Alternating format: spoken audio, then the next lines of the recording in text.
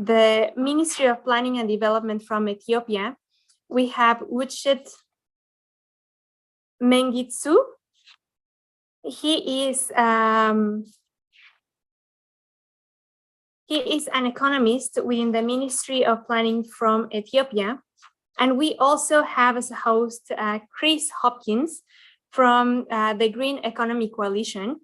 He is an economy policy lead, and he has been supporting the development of multiple research reports on green recovery. So with that brief introduction, I will pass on the word to our first panelist from the Ministry of Ethiopia. Gupshit, you can start your presentation. The word is yours.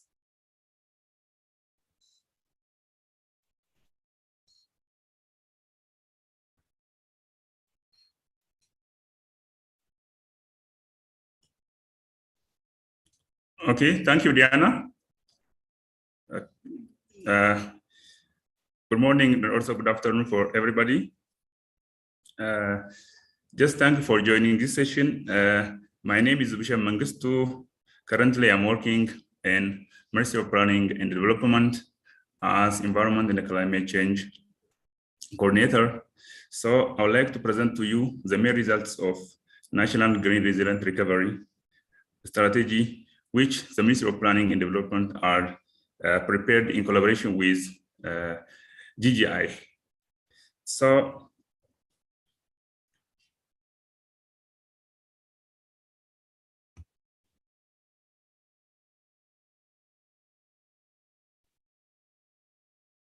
when I'm proceeding to this slide, that just the motivation to prepare such strategy is, on the one hand, that the government of Ethiopia has a number of strategic policy documents with government.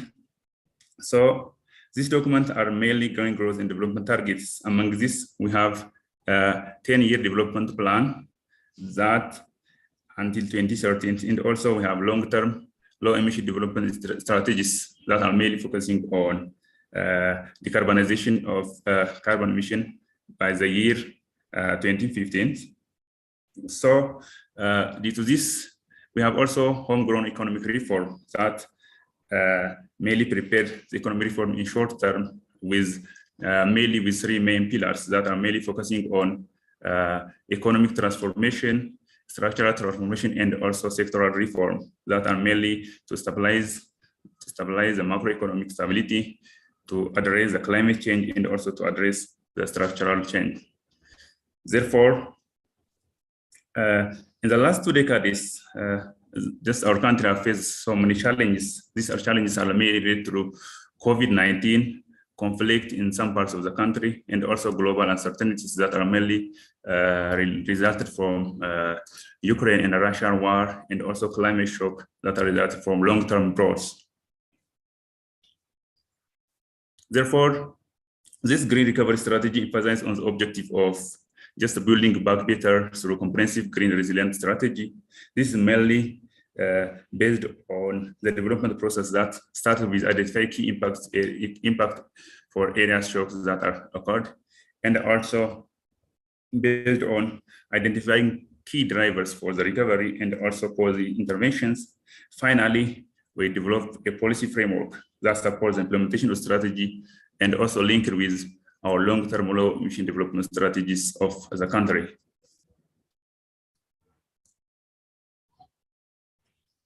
Therefore, in the last year, we have seen that the shock like COVID and the conflict affected the economic growth of our countries. This remain highly. However, as compared to the growth, just the recovery is very slow, especially when we are compared with sub-Saharan African countries. Our countries takes a long time to recover from the challenges or the shocks that occurred. This is mainly when we have seen the graph. It's in the last in 2021 or 2022, Ethiopian growth was 6.1, and the sub-Saharan growth is 8.6. So it needs long time to recover from the shock or the challenges.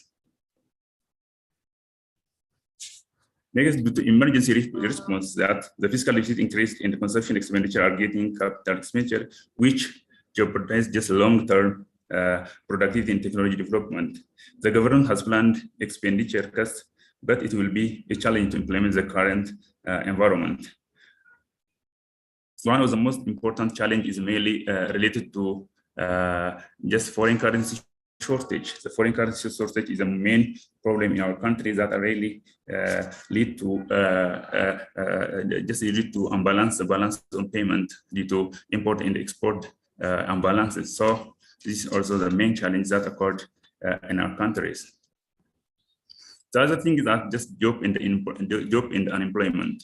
Just this economic turbulence combined with the devastating impact of conflicts that increase unemployment, mainly vulnerable to employment for informal sectors. This is mainly unemployment among youth is very high as compared to other. Job creation also critical to provide the economic and social stability to the peoples of Ethiopia, mainly related to address the challenges of job opportunities.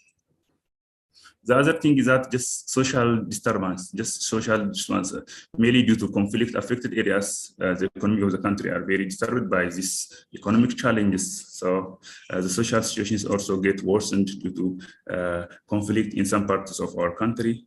Accordingly, for instance, we have seen some figures, 2 million students were out of school in the northern part of Ethiopia in the last years.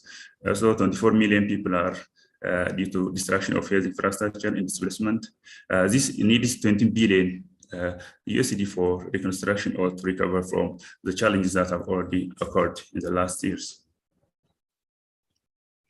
Then when we have seen this green resilient recovery strategies, the green resilient recovery strategy have its own goals that are mainly related to accelerated growth recovery, improved balance of payment, stable public finance, reduced unemployment, poverty reduction, price stability, food security, clean and suitable energy and transport, inclusive growth, and also improve the private sector participation in the economy. Therefore, when we have seen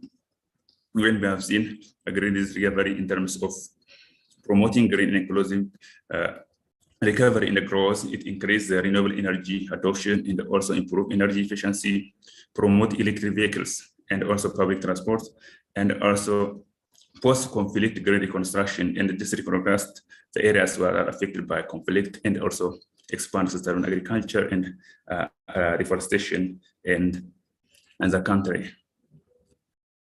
Mainly electric vehicle electrification is also common issues that currently our government is working on. This promote electric vehicle and efficient public transit, but just also private sector innovation and electric waste management strategies are also one of the important that are considered in green resilient recovery strategies. Therefore, just in discussion with key stakeholders that we have also working on the agriculture sector. We have seen the agriculture sector, we have accelerated import substitution and export promotions. That means that we are contributing to promote our export, and since we are minimizing the imports that come from abroad, this balance need to be managed in the government.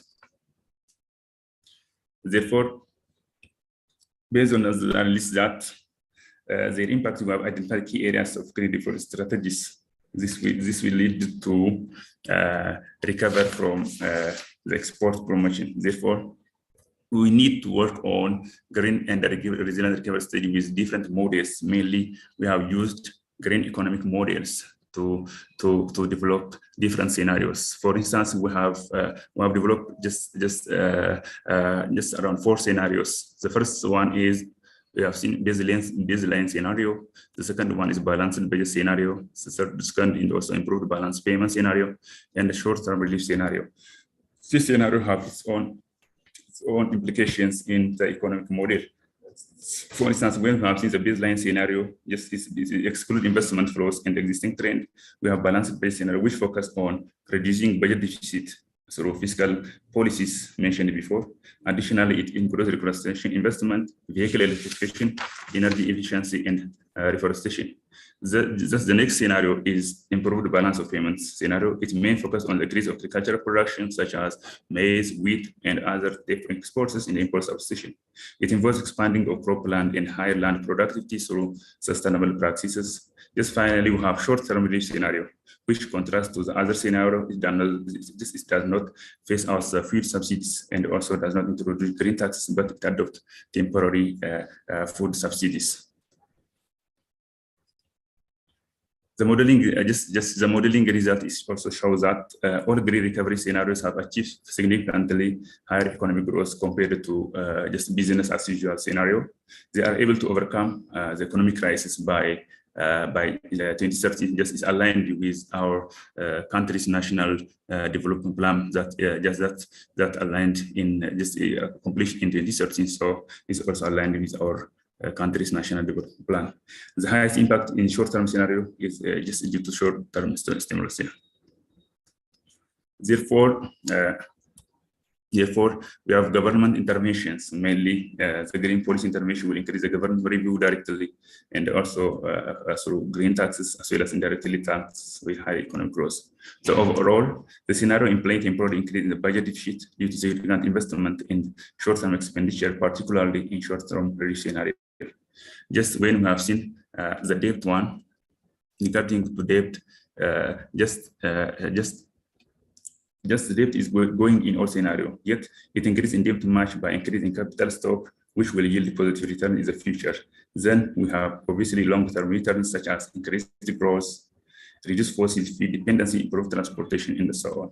Moreover, higher outputs will increase tax revenue, which help repaying debt, and also must think about cost inflation and also climate change damage flowing from supply disruption, among others.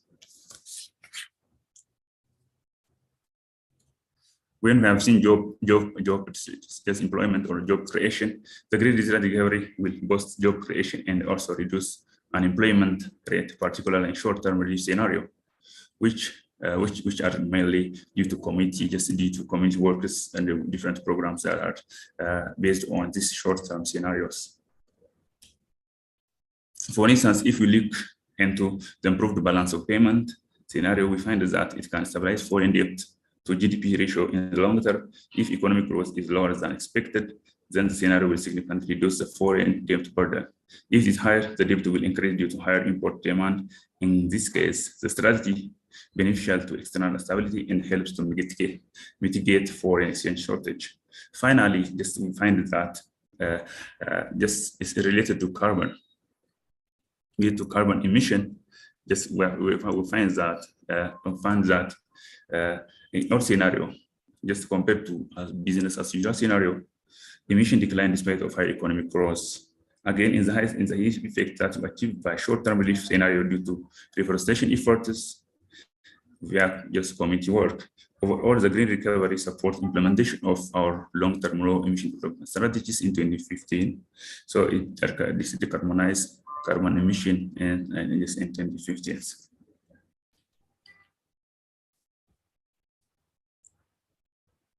When we have seen the implementation of green resilient recovery strategies, it says that the strategy requires significant investment throughout all sectors. The highest expenditure comes from just reconstruction of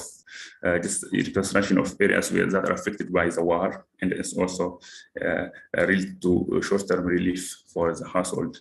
Investment in land, sustainable agriculture, power generation is also significant. Yet, we see that for all scenarios, the investment more than pays off as a trace benefit in terms of additional GDP, as well as avoid costs such as energy sector. Moreover, we have a qualitative benefits such as improved health, better quality, social inclusion, which contribute to achievement of our sustainable development.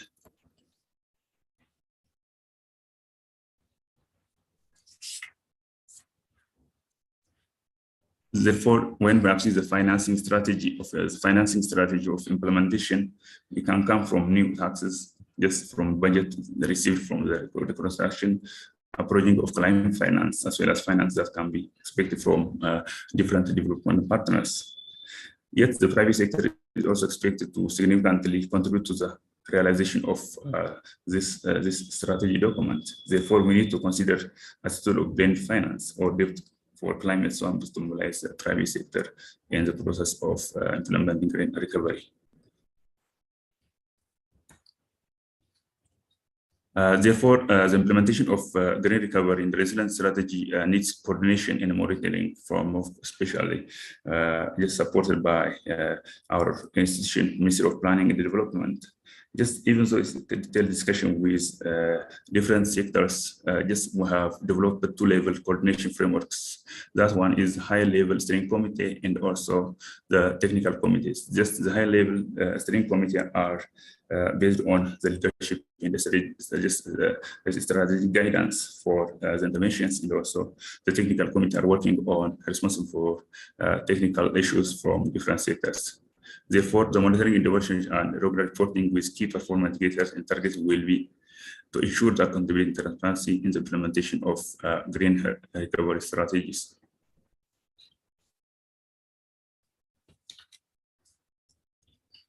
Just jointly with the implementation of long-term low emissions development strategies, we have already prioritized few intervention areas, which include improvement in electric vehicle charging infrastructure in most towns, and also soil fertility management in the agricultural sector by tackling soil acidity to improve agricultural productivity, and also program for biogas in urban areas to improve waste management and produce renewable energy sources. These interventions are currently being prepared as concept road level and also being consulted with different stakeholders to overcome the implementation of green recovery strategies.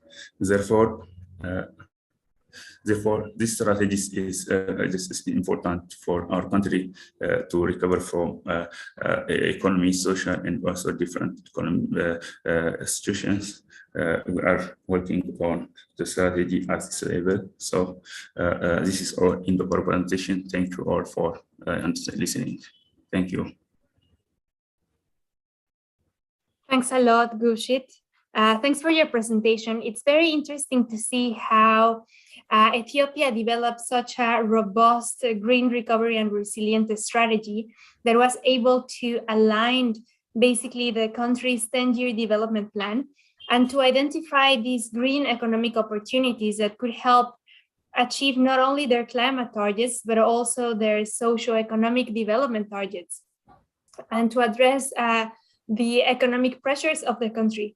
It's also very interesting to see that the strategy has a very clear pathway towards implementation, with a financing strategy identifying the investment requirements for each of the different scenarios that you presented, and with clear intervention areas already identified. And we saw some of the next steps in your slide, which basically depicted the development of feasibility studies and project concept notes to basically gather financing for the implementation of this robust strategy. It was also interesting to see the depth of the analysis for the different scenarios, and that the strategy actually considers different levels of ambition within these 4 scenarios, considering that the conditions of the country can change and remaining somehow flexible to achieve this strategy. Thank you. And with that, now I would like to take a step a little bit outside and seeing the perspective for the other developing countries. So how other developing countries have been implementing their green recovery strategies, and what is the status so far? What do we know after 2020, 2021? What has been happening? So now I will give the floor to Chris Hopkins from the Green Economy Coalition, who will be able to give us this overview from other developing countries. Chris, the floor is yours.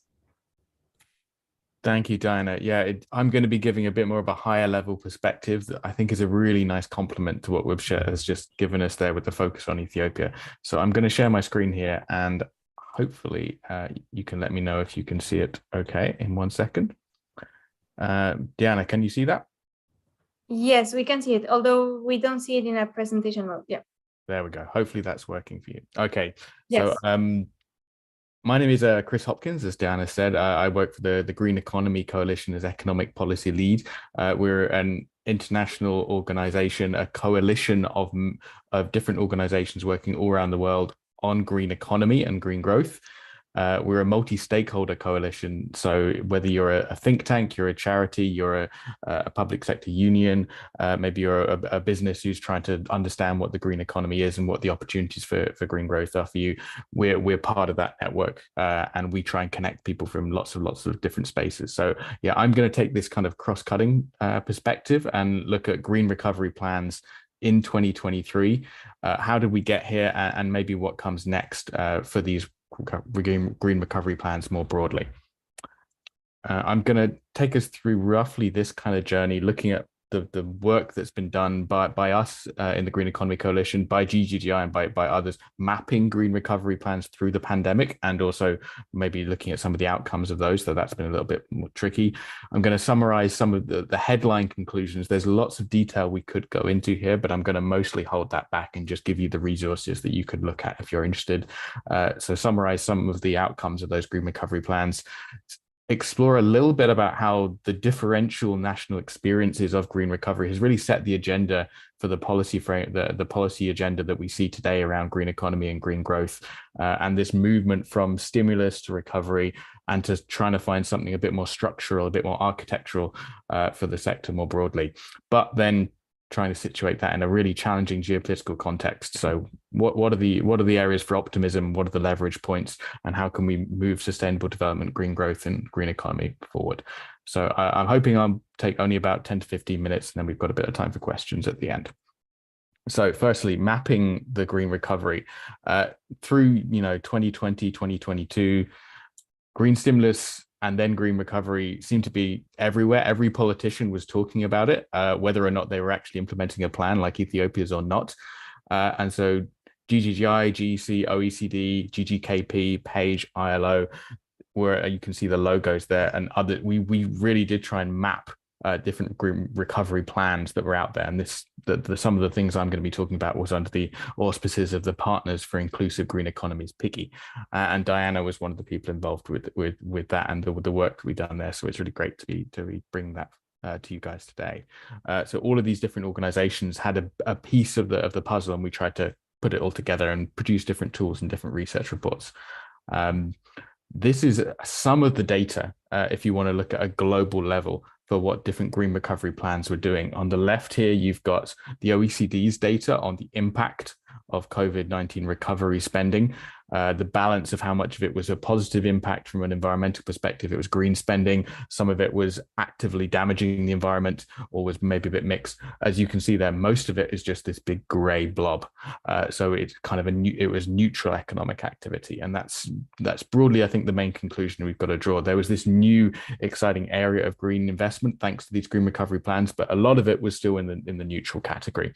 On the right, you can see a bit from a tool that we created in the Green Economy Coalition, the Green Economy Tracker, where we monitor 20 different policies that make up the green economy, and 50 or so countries all around the world. We added a policy on green COVID-19 recovery, and you can see there some of our kind of ambition scores for which countries we're taking a step forward. Now, we definitely need to update this based on what Ethiopia has been doing with their plan. So I'm looking forward to being able to do that. You can see Ethiopia there on the left, where we don't have very much data at the moment, but hopefully we'll be able to take some of the information from the presentation you've just seen and integrate it into the tracker.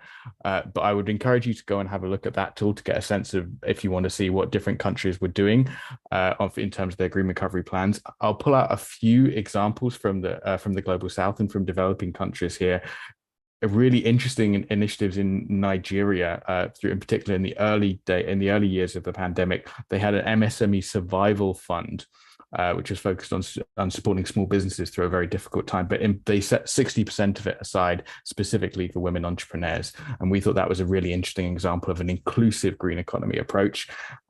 Colombia had a relatively substantial green recovery package and put $4 billion into 18 strategic renewable investments and projects, which had in their modeling about 55,000 jobs be created from that. So that was relatively substantial from what we saw coming out of many developing countries. And then lastly, Barbados had a particularly tricky situation where very highly tourist dependent economy, they had to put a stimulus and recovery package that was about 10% of GDP. So that's really quite high.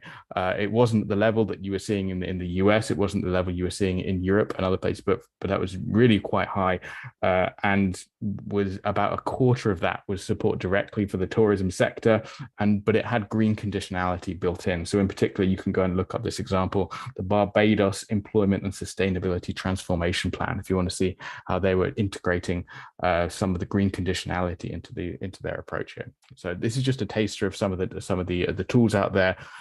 And there's a further example here, which gives you a nice image of the kind of the balance of kind of initial stimulus, which was then moved on to recovery plans. The Greenness of Stimulus Index. Have a look at that. You can see that they had a slightly more pessimistic assessment of how much negative contribution was being made by some of the early stimulus packages. This was only looking into mid-2022, so it's possible we've seen some more positive outturns since then. And as you say there at the bottom, lots of the tools, and there's some tools on the right of the page there, you can see that we use in the Green Economy Tracker monitoring over time. They haven't all looked over the course of 3.5 years or so since the start of the pandemic on how some of these green recovery plans and stimulus packages have turned out. They were often just looking at what was being committed at the start. But do go have a look. The IMF have an excellent database, the Greenness of Stimulus Index here, Energy Policy Tracker, Green Recovery Tracker. There's an Oxford Global Recovery Observatory, and we tried to synthesize that all together in the Green Economy Tracker. And obviously there's tools from GGGI out there you can go and look at as well, which I know have some amount of focus on this as well. So in addition to those tools that we're trying to do assess things as they were coming out in the first few years, there was lots of research papers and analysis that was being produced on what recovery plans should be looking like and what plans were being created and what they should look like. And this was some of the work that me and Diana did. And to revisit what I've said before, in general, and this is going to summarize some of those reports, more green stimulus spending and planning came out than ever before. This was a new phase that we saw in 2020, but most of it was still great. And you can see the kind of the bubble there from the OECD that tells that story. In general, we saw a massive north-south divide between the developed and developing world in terms of stimulus and then recovery package side. That's unmistakable. And in terms of the green impacts, fiscal space was more important than your green intent. The scale of what you were doing tended to matter much more than whether you were trying to put green conditionality on it. And so the Global South had to go for smart solutions, smart green and inclusive green solutions, because it couldn't produce this clout, this scale of a 20, 25, 30, 40% of GDP stimulus and recovery package that you were seeing in the US and some other countries over the course of several years during the pandemic. So there was a real privilege to be able to actually do a proper green recovery plan. That would be the main takeaway there. I will say, go and if you wanted to have a look at some of these sources, have a screenshot this, or I'm sure we can share the presentation afterwards, and you can go and have a look at some of the more details there. But those were some of the best sources that we've got there on the right of the page. In terms of where this has left us, these green recovery plans, it kind of sets the context for today, to be honest, but we saw stronger green investment and outcomes, I think, than we otherwise would have been if we hadn't had this move towards green recovery planning, though it is fair to say that the green promise maybe wasn't fully matched by the implementation. So there was a bit of an expectation gap and an implementation gap. Secondly, economic outcomes in terms of just not ignoring the greenness for a moment, were highly correlated with stimulus size and also vaccine access and other things. And you can look at this new data that's just come out this year from the IMF on the right on projected real GDP before the pandemic and today. And the US actually exceeded its projections versus, you can look there at emerging economies.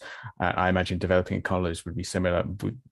struggling to keep up because obviously the pandemic had a real economic impact. The US, with a very, very large stimulus, partially green, partially not, was able to kind of sail through and exceed expectations as if the pandemic wasn't there, just from an economic perspective. And that is a big piece of context we have to think about with these green recovery plans. The final conclusion, our intermediate conclusion, I'd say here, set the context, is there is a very clear political moment in sustainable development, climate, and green economy more broadly that, you know, a majority world fiscal space, the fiscal space was not sufficient to be able to do proper green recovery planning. The constraints were massive, and you saw in, I think, in Wubshit's presentation, the detailed balancing act they had to do to try and get something to work in Ethiopia.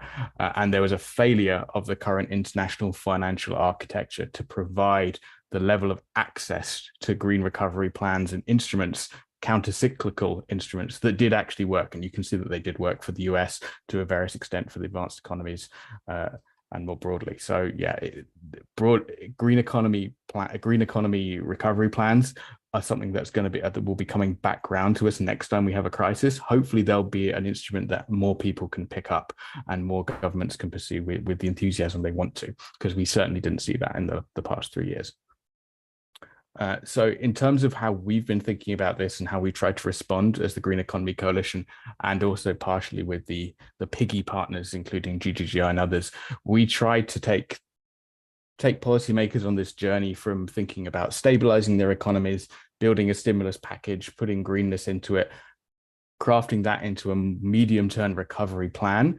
And then what comes next after that? Well, think about taking the logic of your green stimulus and recovery plan and putting it into your structural reform thinking. So you can go and look up this paper. I'd recommend you Google the title on the left, Setting a Structural Agenda for a Green Economic Recovery from COVID-19. There's lots of interesting examples in there. And on the right, you can see a selection of some of the high-level green structural reform measures that we recommend that governments might want to look at, or that were being emphasized, we think, in the best plans, though there certainly were lots and lots of gaps. And there was lots more to do, particularly on small businesses and on inclusion and gender, and a bit more of an intersectional approach. And what we've done since then, in the last year in particular, is trying to provide an outline of how that structural thinking, how these structural green transition policies could be taken up by policymakers at the international level, particularly the G20, and how that green recovery logic could be embedded in things like the Bridgetown Initiative, debt restructuring, and international financial institution reform. And you can have a look again at the paper on the left, have a Google of that title if it's of interest to you. But roughly, in seeing how the G20 and international financial institutions more broadly could be defining what a green structural measure might look like, get a clear definition together, have it be consensual based on a task force that can be led, hopefully, by the economies that have the ability to kind of steer thinking on this, and ideally attach a concessionary financing framework to green structural transition policies, taking the best of what we had in these green recovery plans around the world and giving more fiscal space in the future so that they can actually be implemented in more places. And you can see a bit of that progression in the diagram there on the right, where we're balancing a coordination approach, a higher green ambition approach, and how it might be integrated with some of the debt discussion that's going on right now with Bridgetown, and trying a framework that might or might not be aligned with what the Paris Club wants. So that's a bit of context about what we've been doing at the Green Economy Coalition on green recovery planning. What that's done is now landed in a rather challenging context that we're all aware of, both for the SDGs, but more broadly, just geopolitically. It's a very tricky moment right now. And you can see here with this summary of what we're looking at on, there's a swathe of yellow, orange, and red on this SDG tracker. In summary, you've got an uncertain outlook for the financial sector, inflation, cost of living, supply chains, geopolitical challenges, climate change, biodiversity loss. It's accurately described, I think, as a polycrisis. And we've tried to gear our solutions in thinking about structural responses, medium and long-term responses, as something that can address multiple of those challenges in a polycrisis. But that's tricky, because in the face of multiple pressures, governments can be complexity averse. They've got to cut to the chase, and maybe they then end up slowing down on green action because it's too complex to resolve with given their limited resources. That's a challenge in and of itself. Plus, fundamentally, as Wubshit was saying, you've got difficulties with balance of payments, weak rated sovereigns, weak macroeconomic structures. So financial market access is much more impaired. And you get the picture here, but I'll go through these quickly. Broadly, there's an emerging uncoordinated green industrial policy and maybe even green protectionism we've seen since the pandemic. Green industrial policy that's come forward that doesn't try and take a multilateral approach, and we have trade competitive approach, which is raising green ambition, but it's maybe pulling back the possibility of a coordinated approach that can work for global north and south, and maybe move towards the kind of a structural approach that we're thinking about. Reduced fiscal space, reduced investment in people, and some of these more complex measures that I've been talking about, green structural measures, are crowded out by not wanting to invest for the long term in people. You want short-term wins, you need your fiscal returns now. And we know that can only go, well, that can't succeed in the long term, but maybe governments feel like some of those longer term plays are off the table, or they're constrained because international financial actors who want them to take those long term decisions aren't enabling them in the modeling or in the constraints and conditionality they're putting on them from a financial perspective. And then lastly, there's integrated sectoral policies that are key for investment, particularly agriculture, waste management, and forestry. That still need a lot of shaping and maybe weren't represented at their best in green recovery plans. So, given all that, are there any areas for optimism? Are there any leverage points? And how can green recovery plans and thinking find those? I mean, one silver lining of this kind of slow growth and increased volatility world we're in at the moment is that the need for a new institutional, financial, green economy architecture, something that can cobble this all together more coherently, is very apparent. All stakeholders are engaging with that, even though there are competing interests and competing perspectives. It's hard to resolve, and you're seeing trajectories around that with the likes of the Bridgetown agenda trying to link debt and nature and financial conditionality in a smarter way, and ensuring that there are knockouts for debt repayment around climate and environmental disasters. There's a broader picture that we could be drawing on there, I think. And in addition, we're seeing this mainstreaming of innovation, digitalization, energy approaches, renewable energy and sustainability, which is increasing apace. So there is a real sectoral shift that's going on, despite the policy being in a difficult context, though it is an uneven transition, to say the least. What I would say is that there is some emergence of coherence coming through. So from these recovery plans and the kind of lessons of actually creating these and working with them over 3 years in governments, you've seen green deals and industrial policies emerge in a more structured way, more broadly in the global north, and it needs to travel into the south. But you've got the EU Green Deal, Next Generation and Green Industrial Policy, the Inflation Reduction Act, eco-civilization approaches now slightly out of vogue in China, but there's obviously big sectoral plans going on there. In the south, we're seeing JETPs emerging, and much more that we could talk about if we zoomed in on particular countries and what Ethiopia and others are doing. We are seeing more ambitious net zero commitments that are coming with interim targets, comprehensiveness, sector-specific policies. So there's a level of detail, I think, coming into policy implementation that maybe we weren't seeing before these green recovery plans tried to link environmental impact with providing some kind of fiscal support and long-term investment during the pandemic. So there's real optimism there, and lots of learning and mainstreaming that we can be doing from the last few years. And in terms of what that means for a green economy architecture going forward, green recovery plans have demonstrated themselves domestically, both technically and politically. They worked as political instruments. They achieved technical goals where they were actually deployed. And you can see that a little bit in the graph I showed earlier with the US and other countries. But the next level is international. There needs to be deeper collaboration, innovation, and some kind of sustained commitment to creating an architecture that delivers green economy outcomes and allows these kind of plans to be taken on a more comprehensive basis beyond moments of crisis, and a more even access to them when the crisis does hit. As I said, we're seeing aspects of that coming through in the Bridgetown agenda. And the other thing that we in the Green Economy Coalition are working on in particular is, anything suitably transformative enough to shift the dial on this new industrial policy, more integrated green recovery planning. It's going to require attention to the social and the political side of the social contract that can uphold big industrial challenges, and then the ecological and environmental economic transition that we want to see. There's a social contract aspect to that, and there's an eco-social contract aspect to that has to support and maintain any momentum that comes from the policy space or gets imposed externally. And there needs to be internal buy-in, and that's something that we're actively exploring as a coalition, thinking about what deliberative approaches and more inclusive spaces can look like there, so that policy can learn from people and people can get on board with policy. So I hope if you're interested in that, as well as the green structural stuff, you'll get in touch with the Green Economy Coalition. Come join us. And that's everything from me. So thank you very much. Thanks a lot, Chris. Thanks for the insightful presentation. It was really interesting to see basically the next steps of what has been happening to all these green recovery strategies.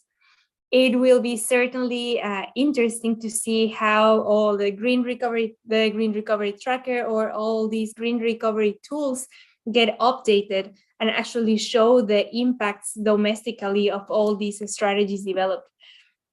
Also, you mentioned how these recovery strategies help basically develop these structural green transition policies, and how they evolve from being recovery plans towards these high-level policies, and how they are now connected to the net zero commitments that we will see the countries achieve towards 2050. So it's also very nice to hear that the political momentum of the recovery strategies help mobilize so much finance, but at the end of the day, somehow we overpromised these climate targets. And countries didn't really have the fiscal space to actually implement all the actions that they were actually trying to put into these policies. And connecting it with the presentation of Ethiopia, it's nice to see that they actually consider their fiscal capacity within these 4 scenarios that they developed for their green recovery plan. And even more, you talk about this implementation gap of the green recovery plans. And right now, I would like to open the floor to all the attendees if they have any questions or comments. I see one already in the Q&A linked to actually the implementation of these recovery plans. So potentially this question might be directed towards Webshit for the implementation of the Ethiopia's green recovery strategy. So what are the challenges moving forward to implement this recovery strategy, and how the strategy tries to address these challenges?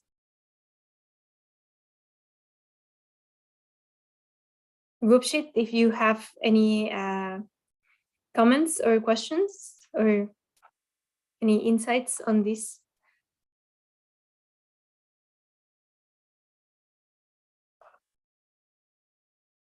Yes.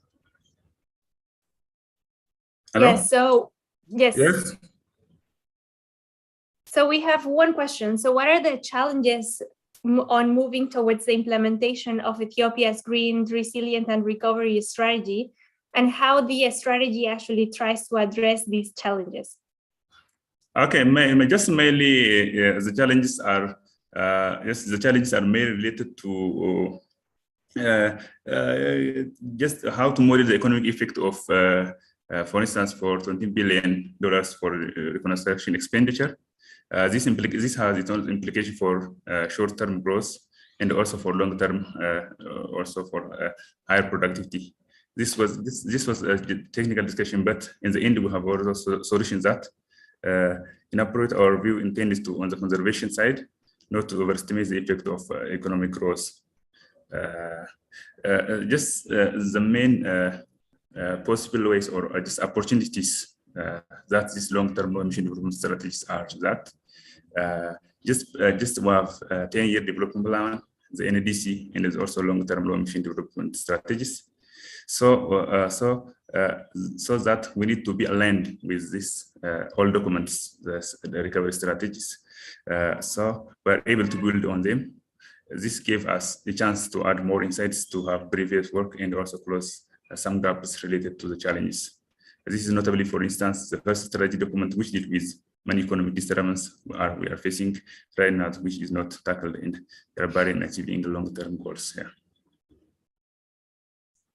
Thank you. Yeah. We have another question.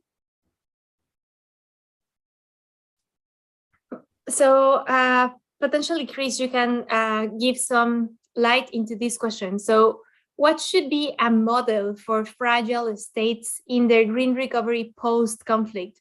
What are the practical steps that can be made? Thanks, Dan. And I'll touch on the other question as well afterwards, I think, Yeah. from a more general perspective. In terms of fragile states, it's probably the toughest question out there, I think, because it's quite hard to see how you can embark on a comprehensive, green recovery plan and then carry it through from an implementation perspective if you're dealing with an intense level of fragility. So I would say the model has to be, if you're dealing with a high level of fragility, you're going to be looking for an external partner from a fiscal perspective to who's going to help you deal with both achieving sustainable and economic outcomes, but actively dealing with the fragility as well. And hopefully you can combine those two things together in the same policy instrument. I think you would have an easier time making that case now than it would have been 3 years ago, because you've got the kind of discourse we have going on around knockout clauses for disasters and that have come through from Bridgetown. There's going to be a broadening of that kind of discussion and debate, I think, from international financial institutions. They know that they've got, if countries are going to be willing to take on an ambitious long-term investment plan around nature-based infrastructure or a more ambitious climate plan, they have to be put in a position where they can succeed if something happens that they have no say in. And if you're a fragile state, you're facing that constantly. So I hopefully the model is a little bit easier than it was, but it's going to involve a partner who's willing to take on the fragility, as well as you from a national government perspective, looking forward and thinking about how you can come up with a green recovery plan that builds out your green economy going forward. And I'll really quickly touch on the previous question as well on the challenges of moving to implementation, and say one of the things that we found when we talked to governments about their green recovery plans was the need to get a stimulus out quickly was a real barrier, because it meant that they couldn't. There was an administrative capacity barrier. If you said we want to do nature-based infrastructure, we don't want to build grey infrastructure, we don't want to put up concrete, we want to do something that works with nature and is a nature-based solution. They hadn't done that before. Most governments, even governments with quite sophisticated civil service capacity, they knew how to make a certain kind of investment, and that was a grey investment. It involved concrete, it involved a lot of fossil fuel infrastructure. So the fact that it had to be quick and a stimulus package was a real barrier for that. Actually going forward with a longer term approach, you have a bit more time to think about what pick up models. Maybe we'll be able to see something a little bit more ambitious looking to the medium and long term, because governments, they won't be constrained by not having to design and implement as they go along and at the same time, which is really challenging. Thank you, Chris. And at the end of your presentation, you mentioned that all these green recovery strategies, they work at domestic level, but the next step it's actually requires international collaboration. And our next question, it's related to that. And the audience is asking what kind of concrete measures are needed from the international community and international financing institutions to allow and support developing countries to basically undertake their green economic stimulus. Yeah, again, the questions are really cutting to the chase here. These are just about the most important questions out there, I think. In terms of what the international community, I'll separate them, international community and then international financing institutions. I think international financing institutions need to be much more open to the kind of logic we've seen in debt for nature swaps emerging, where countries that have ecological assets can take a circumstance with really constrained fiscal space in a difficult context and meld the two together and provide a longer term solution. We have nature. There is a need to invest in it. You can turn that into a fiscal flow, and maybe you can restructure debt for the longer term at the same time. That isn't an easy solution because the logic of that can be quite negative as well if the terms are wrong. So there needs to be a much more generous terms, much more concessionary financing, and that some of that can come from northern governments who are more willing to, provision these international financial institutions and particularly development finance institutions to a much more generous level on the basis that they're going to get the returns from without having to bail countries out or provide crisis response. There is going to just have to be a movement on the logic of that, and it can be quite concrete. And the other thing I would say is you need to be looking at ecological fiscal transfers. So rather than kind of a moment-to-moment debt swap, long-term ecological fiscal transfers around the maintenance of global public goods, such as maintaining a critical ecosystem. The classic example is the kind of payments that we need to be creating from an international level around supporting the Amazon rainforest or the Congo basin. These are global public goods that need a long-term governance and fiscal framework that isn't based on exploiting them.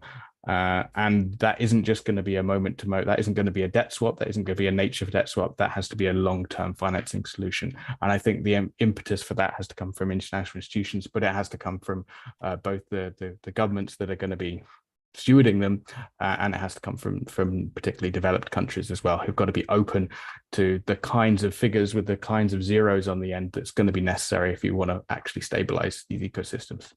Thanks. Thank you, Chris. Yeah, it will be very interesting to see if the international community prepares something from the upcoming COP, or in the next G20 we see any progress in this area. So with that, I would like to close the session for today. I would like to thank both of the panelists for their very interesting presentations and for giving us this overview of how green recovery has evolved and how it's been implemented in developing countries. We look forward to see the implementation of Ethiopia's green recovery strategy and to see their achievements by 2030, as well as from other developing countries. Thank you very much. And with that, I would like to close the session. Thank you. Thank you. Thanks, everyone.